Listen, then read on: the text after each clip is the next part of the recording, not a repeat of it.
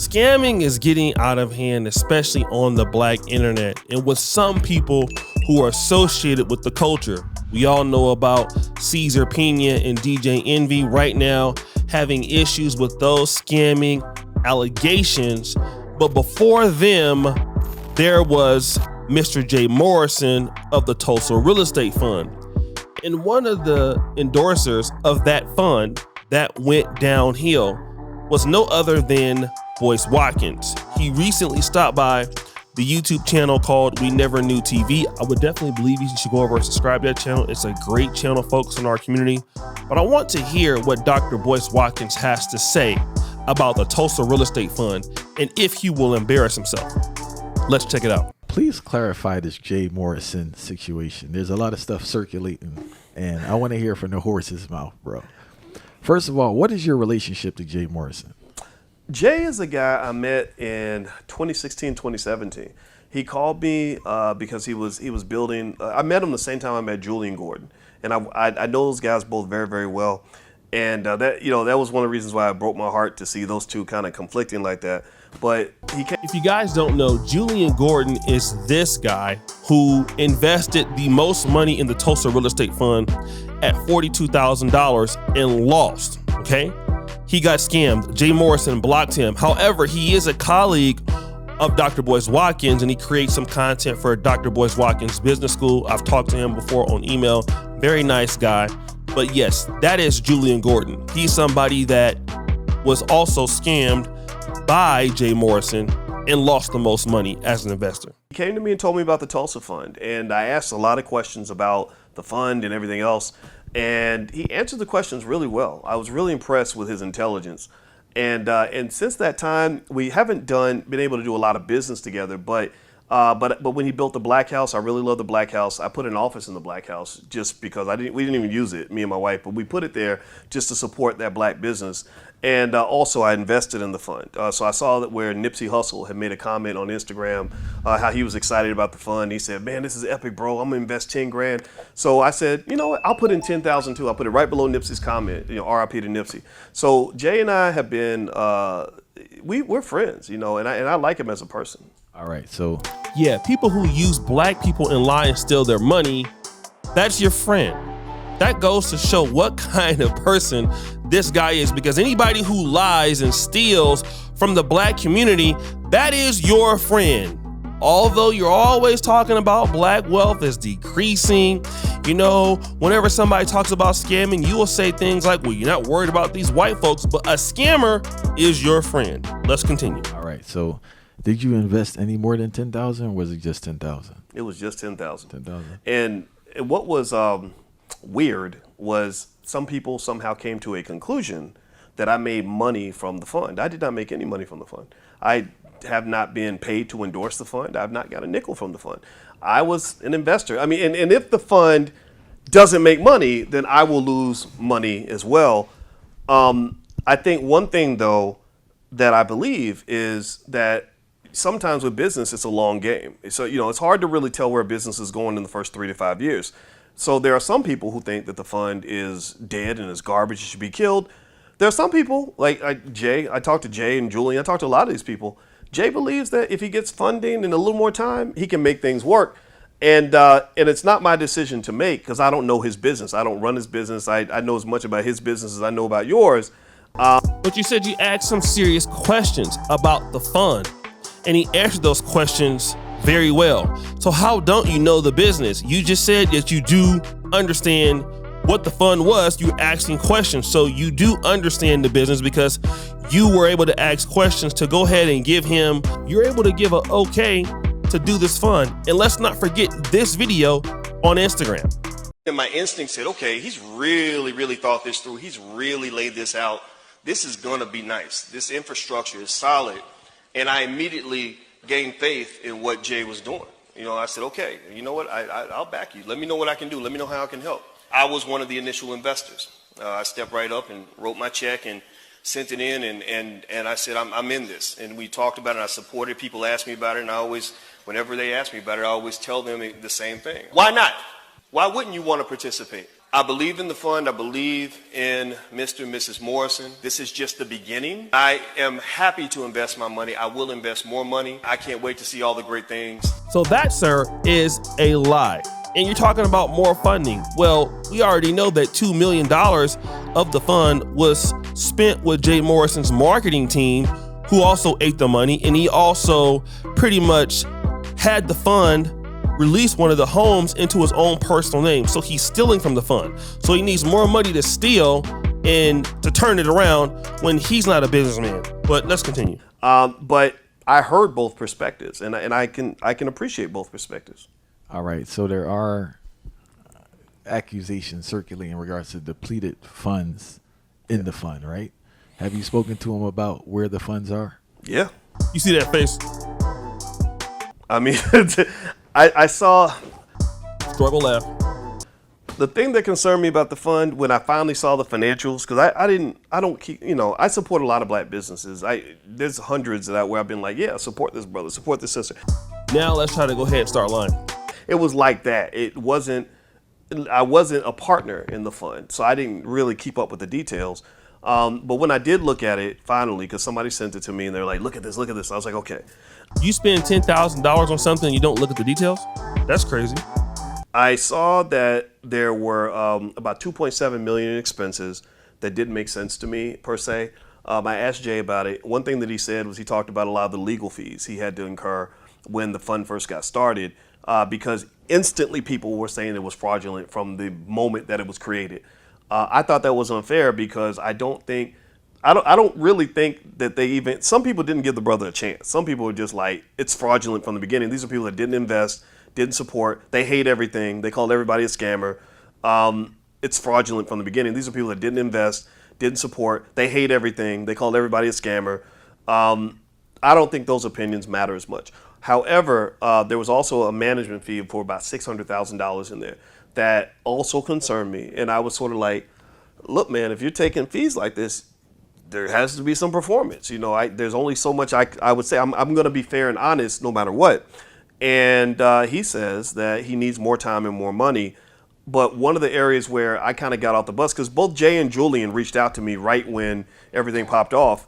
And I just said, well, okay, come on my platform and y'all debate it out. Just let people hear each of your perspectives because I think they both need to be heard. They didn't want to do that. So at that point, I said, well, you know what? Y'all do what y'all going to do.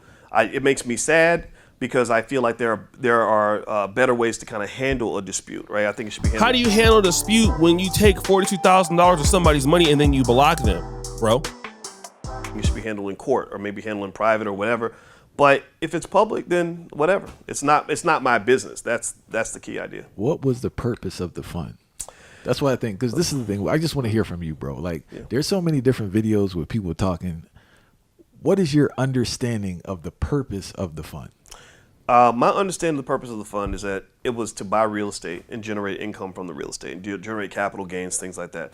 I know that Jay, when I would ask him, what's going on? What do you guys have going on? They have a lot of plans. They have a lot of things that they're investing in.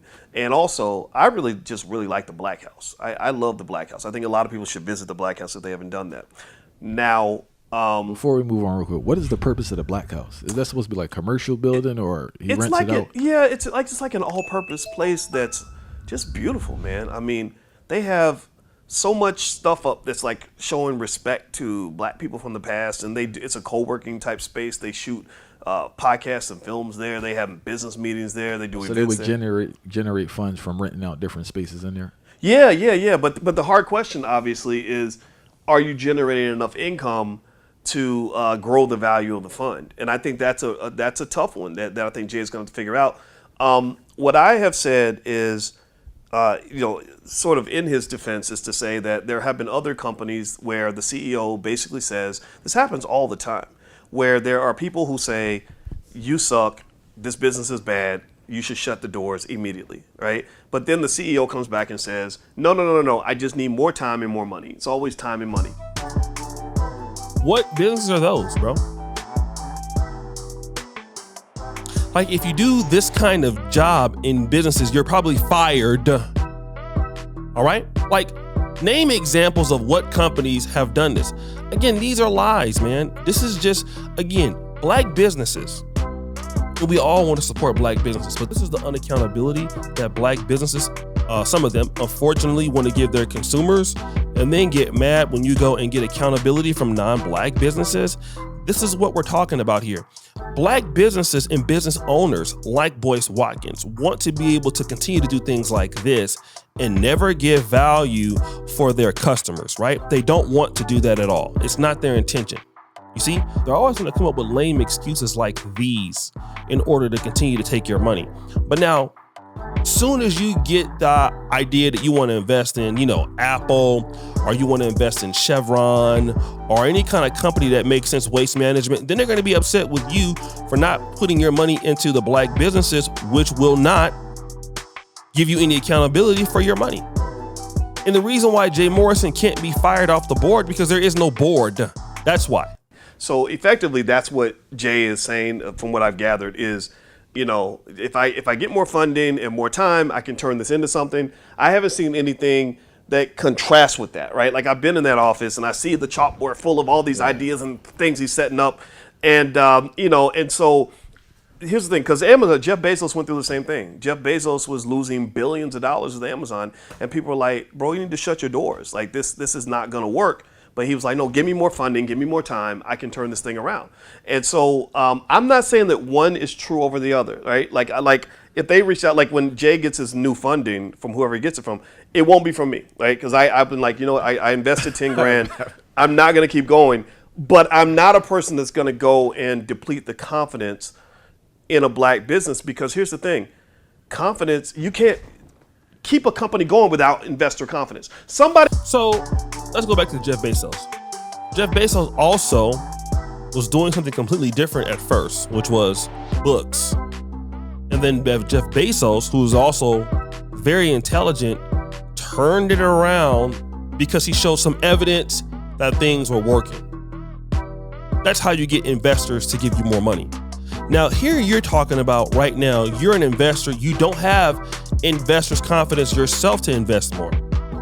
But you don't want to deplete investors' confidence for others. So you've already said you don't trust him with your money, but you expect that others should do so. That's a lie. And see, guys, this is this is very interesting, guys. I mean, this is what you have to look forward to, unfortunately, with some of these black business gurus, that are associated with these things, which you can consider or allegedly consider scams. Somebody has to believe in it. Not everybody, but somebody does. And what I'm gathering, again, I haven't talked to... Somebody has to be stupid enough to lose their money, which Boyce Watkins is not dumb enough to do it again, allegedly. I haven't talked to Jay about this in a while, but I'm gathering that there are some people who have enough confidence to say, okay, let's keep going. Let's make this work. All right, 2 questions, right, Dr. Watkins? I have to ask this on behalf of the people. Of course. In regards to the other investments, has he showed you documentation showing that the money is invested in other properties outside of the black house? No, because I didn't ask for all that. But why didn't you ask for that? Because I like taking chances on black people and supporting them without being up their ass. Like, I just don't do that. So wait a minute. This doesn't make a lot of sense. You just said that you don't have any investor confidence, but you don't want to ask him the questions because you already know you don't want to invest because you believe it's a scam, but you don't want to say that.